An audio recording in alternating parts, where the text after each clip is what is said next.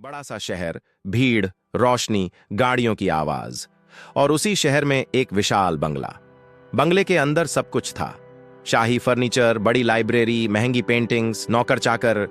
लेकिन फिर भी वहां एक चीज हमेशा कम रहती थी, अपनापन। उस बंगले में रहती थी आरती मेहरोत्रा, 45 साल की एक सफल बिजनेस वुमन। लोग उसकी इज्जत करते, उसकी ताकत और पैसे की बातें करते। मीडिया उसे सफलता की मिसाल कहता। लेकिन सच्चाई यह थी कि आरती का जीवन अंदर से खाली था।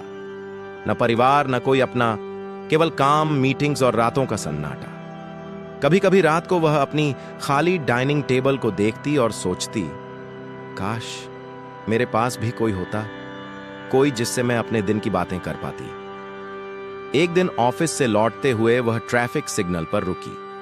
बारिश हो रही थी। सिग्नल के किनारे एक 8 से 9 साल की लड़की खड़ी थी। फटे कपड़े, गंदे पैर, लेकिन हाथ में एक गुलाब का फूल। वह भीगते हुए जोर से बोली, दीदी फूल ले लो, आखिरी बचा है। आरती ने खिड़की का शीशा नीचे किया। लड़की की आंखों में मासूमियत और डर दोनों थे। नाम क्या है तुम्हारा?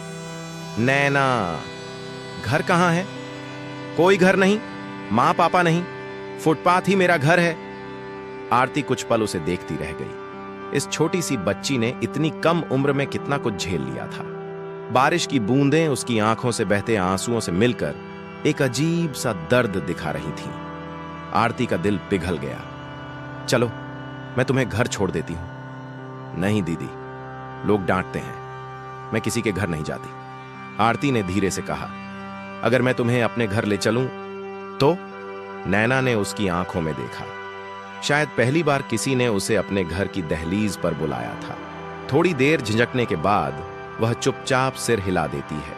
आरती उसे अपने बंगले में ले आई। नैना पहली बार इतना बड़ा घर देख रही थी।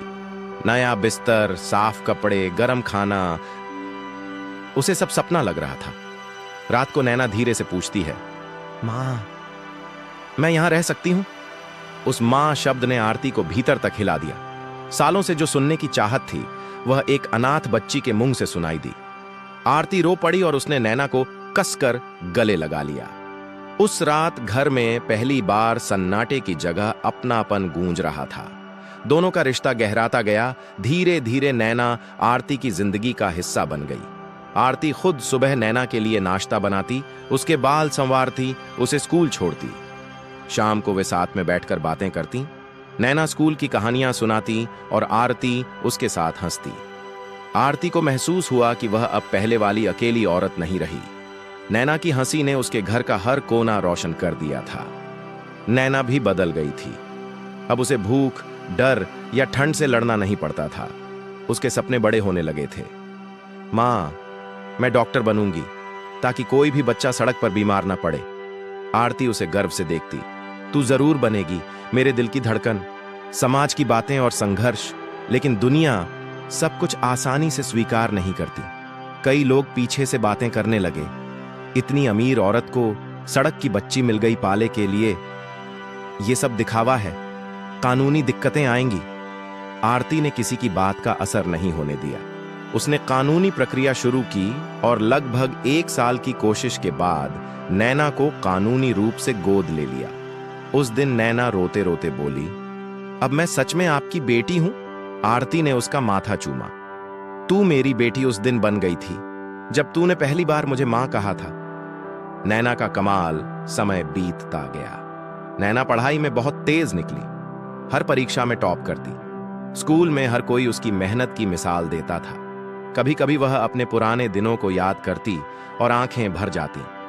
मां, अगर आप मुझे उस दिन बारिश में न लेती तो मैं कहीं भी होती। आरती उसे अपने सीने से लगाकर कहती, नैना, तुमने मेरी जिंदगी बदल दी। मैं अकेली मर जाती अगर तुम ना होती। मां बेटी का रिश्ता हर दिन और मजबूत होता गया। तूफान का समय एक दिन आरती ऑफिस में अचानक बेहोश हो गई। डॉक्टर ने कहा, तनाव और उम्र, इन्हें आराम की सख्त जरूरत है। नैना कॉलेज से भागकर अस्पताल पहुंची। मां का हाथ पकड़कर बोली, मैं यहां हूं मां, अब मैं आपको कभी अकेला नहीं छोड़ूंगी। आरती की आंखों में एक सुकून था। जिस डर से वह हमेशा भागती थी, अब वह गायब हो चुका था। नैना ने वहीं दिन तय कर लिया। वह डॉक्टर बनकर अपनी मां की पूरी देखभाल करेगी। सपने का सच होना साल बीत गए। नैना अब डॉक्टरी की पढ़ाई पूरी कर चुकी थी। उसके अस्पताल के बाहर बोर्ड लगा था, डो डो, नैना आरती मेहरोत्रा, बाल रोग विशेषज्ञ। नैना गरीब बच्चों का मुफ्त इलाज करती थी। उसकी क्लिनिक हर वक्त उन बच्चों से भरी रहती जिन्हें कहीं और जगह नहीं मिलती थी। आरती अब उम्र दराज और व्हील चेयर पर रोज अपनी बेटी को मरीजों से बात करते देखती। उसकी आंखों में गर्व और खुशी की चमक होती। नैना उसके पास आती, मुस्कुराकर उसके हाथ पकड़ लेती। मां, आपने मुझे जीवन दिया। आज जो हूं, आपकी वजह से हूं। आरती भावुक होकर कहती, नैना, तुम मेरी सबसे बड़ी दौलत हो, मेरी जिंदगी का सबसे खूबसूरत फैसला। कहानी का संदेश, पैसे से अकेलापन नहीं भरता, लेकिन एक अपना इंसान पूरी दुनिया बदल देता है। हर बच्चा सही मौका पाकर चमक सकता है, चाहे वह कहीं भी जन्मा हो। परिवार खून से नहीं